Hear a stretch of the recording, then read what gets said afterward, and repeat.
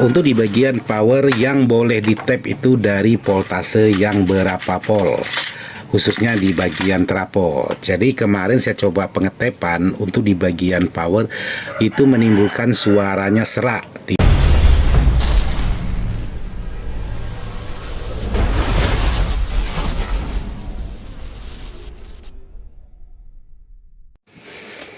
Assalamualaikum warahmatullahi wabarakatuh. Buat sahabat-sahabat di mana saja berada, tanpa terkecuali yang tak bisa disebutkan satu persatu, khususnya sahabat-sahabat Ismail Dadang ataupun IDS Jalan-Jalan. Jadi saya ucapkan selamat menjalankan ibadah puasa untuk hari yang kesekian kalinya. Dan saya juga mengucapkan selamat malam, selamat pagi, selamat siang, kapanpun sahabat-sahabat menonton video ini. Jadi video saya kali ini ingin sedikit berbagi dengan sahabat-sahabat tentang sebuah power, karena banyak sekali yang dipertanyakan oleh sahabat-sahabat untuk sebuah power, terutama yang ingin saya jawab di sini yaitu tentang sebuah elko. Jadi sahabat-sahabat menanyakan untuk elko, apakah boleh elko kita campur dengan kapasitas nilainya. Yang saya gunakan ini elko-nya 10.000 UF dengan kapasitas pol 80 volt. Terus kalau digabungkan dengan 10.000 dengan voltasenya 100 volt, apakah boleh? Itu boleh, tidak masalah. Cuman yang kecil itu tidak mungkin mengikuti pol yang besar karena kapasitasnya cuma 80 volt. Jadi yang 100 volt alhasilnya kalau memang betul-betul murni itu menjadi 80 volt. Jadi boleh sahabat gabungkan dengan elko yang berkapasitas pol besar. Jadi bagaimana kalau dengan kapasitas UV-nya yang besar, polnya sama, juga tidak masalah. Cuman yang besar tetap mengikuti UV yang kecil. Karena yang kecil tidak mungkin bisa mengikuti UV yang besar karena kapasitasnya hanya mentoknya segitu aja, tapi yang besar masih bisa diturunkan atau menurun untuk di bagian UV-nya. Jadi yang besar itu hasilnya nanti sama dengan hasil UV yang kecil. Demikian juga untuk di bagian polnya. Jadi tidak mungkin yang kecil mengikuti besar, yang besar harus mengikuti yang kecil. Jadi seperti itu buat sahabat-sahabat yang sudah menanyakan apakah boleh menggabungkan elko. Ya boleh, tidak masalah Pak Bos. Cuman yang jadi masalah dari fisiknya aja, karena beda ukuran, beda UV. Terus ada lagi sahabat-sahabat menanyakan tentang sebuah pemasangan kit. Pemasangan kit untuk di bagian power itu sama aja dengan pemasangan power pada umumnya, terkecuali sahabat-sahabat menggunakan kit kelas TD, kelas GB, ataupun kelas H, ataupun kelas D. Itu memang ada perbedaan dari voltase, ya pasti ada perbedaan lah, karena berbeda kit. Tapi kalau sahabat-sahabat menggunakan kelas AB, sejenis apapun itu kitnya, sejenis apapun itu tipenya, cara kerjanya itu tetap sama, tidak ada beda dengan kit-kit yang lain.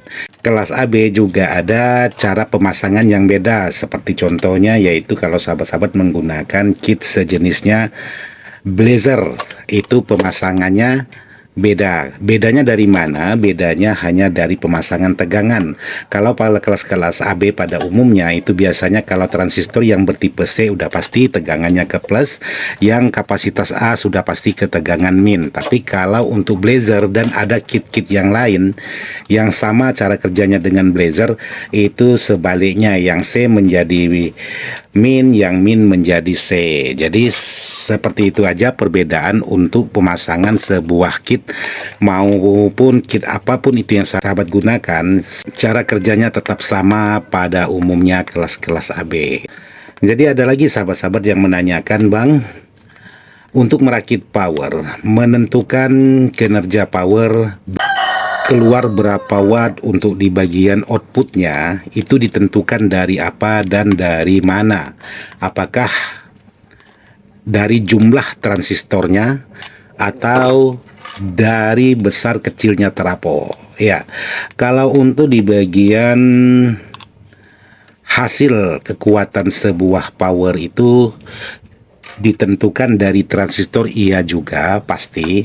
Tapi yang paling utama yang menentukan untuk kekuatan sebuah power itu dari ampere dan dari polnya. Untuk di bagian trapo itu yang sangat menentukan.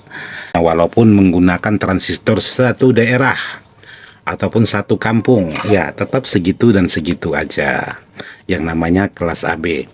Cuman perbedaannya sahabat-sahabat menambahkan dengan transistor, tapi tidak boleh juga berlebihan.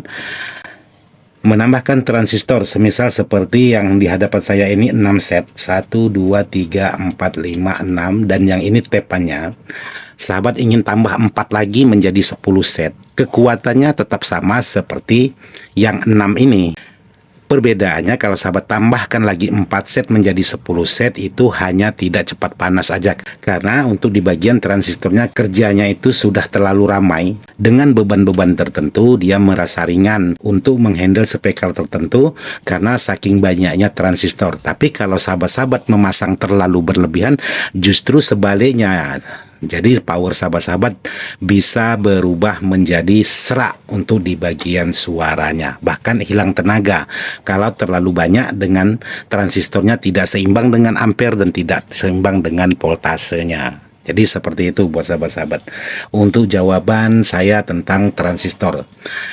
Terus sahabat-sahabat yang menanyakan lagi, Bang, untuk di bagian power yang boleh di tap itu dari voltase yang berapa volt, khususnya di bagian trapo. Jadi kemarin saya coba pengetepan untuk di bagian power itu menimbulkan suaranya serak, tidak normal. Karena saya menggunakan voltasenya 32 volt dari trapo. Iya, jadi buat sahabat-sahabat yang ingin coba-coba pengetepan sebuah power, usahakan voltase di atas 50. Jadi jangan sampai sahabat-sahabat menggunakan 47 tapi sahabat ingin tap itu bisa menjadi suaranya kurang normal alias serak. Tapi kalau sahabat-sahabat menggunakan voltase dari trapo itu 52 atau 55 atau ke atas, itu boleh sahabat tap, itu tidak mudah menimbulkan suara yang serak. Tapi kalau sahabat-sahabat mengetap menggunakan volt kecil, ya saya rasa tidak ada efeknya juga, justru membuat suara power sahabat-sahabat itu berubah menjadi serak. Tapi ada juga yang aman, tidak serak dan lain sebagainya. Tadi tergantung lagi dari pemasangan awal. Jadi buat sahabat-sahabat yang sudah menanyakan, seperti itu yang sudah saya alami untuk di bagian power khususnya power kelas AB. Oke, jadi buat sahabat-sahabat yang sudah banyak bertanya maupun di kolom komentar di YouTube ataupun di WA, jadi saya mohon maaf kalau tidak semuanya bisa saya respon. Karena saya untuk di bagian video, saya juga yang bekerja, saya juga yang membuat video, dan saya juga yang mengedit, dan seterusnya. Jadi kalau untuk membalas komentar itu, waktunya itu kadang-kadang tidak kebagian alias tidak cukup. Jadi mohon maaf buat sahabat-sahabat yang sudah menanyakan, tapi tidak direspon. Jadi ini tangan tadi habis pengeleman speaker. Jadi ini penuh lem. Nah ini pengeleman speaker.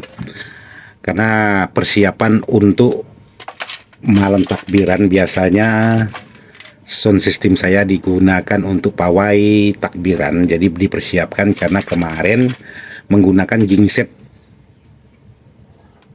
kecil. Alhasilnya saya punya speaker itu pada putus. Jadi harus dipersiapkan lagi untuk pemasangan di bagian spool supaya bisa digunakan untuk di bagian suaranya.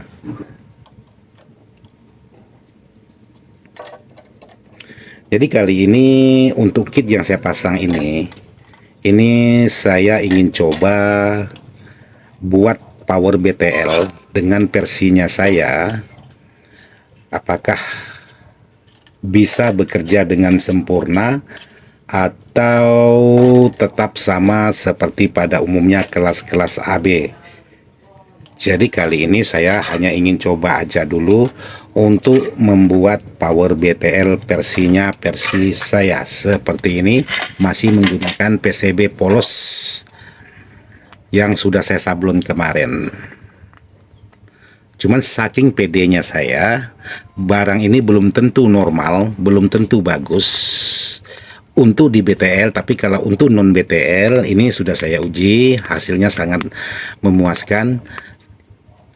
Yang belum saya uji ialah untuk di bagian BTL-nya. Jadi hari ini saya ingin coba untuk pengetesan atau perakitan power BTL. Cuman yang jadi anehnya, barangnya belum sukses, tapi di sini saya sudah berani menulis BTL. Nah, saking pedenya saya. Ya, tidak masalah. Yang penting mau bekerja, mau menyuji coba, ya tidak masalah. Saya rasa akan ada bukti-bukti nantinya akan bisa jadi untuk di bagian powernya.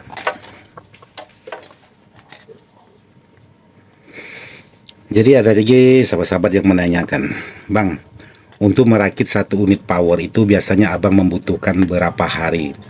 Jadi kalau untuk waktu perakitan power itu biasanya membutuhkan waktu kurang lebih paling cepat itu 2 hari. Paling cepat itu biasanya 2 hari, biasa juga lebih dari 2 hari untuk perakitan sebuah power. Karena kalau hanya sekedar langsung bunyi itu biasanya ya oke, selesai dirakit, tes, keluar suara. Cuman kebiasaan saya itu biasanya dites dulu menggunakan suara-suara yang lebih keras, lihat apakah suaranya masih mampu, terus dites. Pokoknya yang lama itu pengetesan untuk saya. Kadang-kadang barang sudah jadi, semuanya sudah siap kirim, begitu saya tes masih, menurut saya masih ada kekurangannya, biasanya dibongkar lagi. Nah, seperti itu yang saya kerjakan hari-hari. Jadi kalau memang menurut saya kurang, itu biasanya dibongkar lagi untuk di bagian powernya. Jadi bukan berarti barangnya sudah mengeluarkan suara enak didengar dan lain sebagainya langsung oke, itu biasanya tidak. Biasanya saya langsung tes dulu beberapa lagu, dan kadang-kadang pengetesan itu sampai memakan waktu sampai 1, 2, dan 3 hari biasanya seperti itu.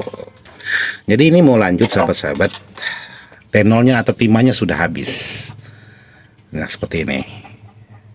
Jadi oleh karena videonya sudah panjang, jadi saya cukupkan sampai di sini aja dulu buat videonya. Mohon maaf buat sahabat-sahabat yang sudah bertanya kenapa tidak direspon, bukan tidak mau merespon, itu biasanya masalah waktu yang kurang tepat. Maksudnya tidak ada waktu untuk membalas. Jadi kalau sahabat-sahabat mau bertanya ya biasanya langsung ke WA ataupun langsung telepon. Karena untuk di setiap YouTube saya itu ada nomor WA-nya yang bacaan order power, itulah nomor WA saya yang sebenarnya. Oke, buat sahabat-sahabat, jadi saya cukupkan sampai di sini. Mohon maaf tidak maksud hati untuk menggurui, hanya sekedar ingin berbagi pengalaman versinya Ismail Dadang. Sekian dan terima kasih. Wassalamualaikum warahmatullahi wabarakatuh.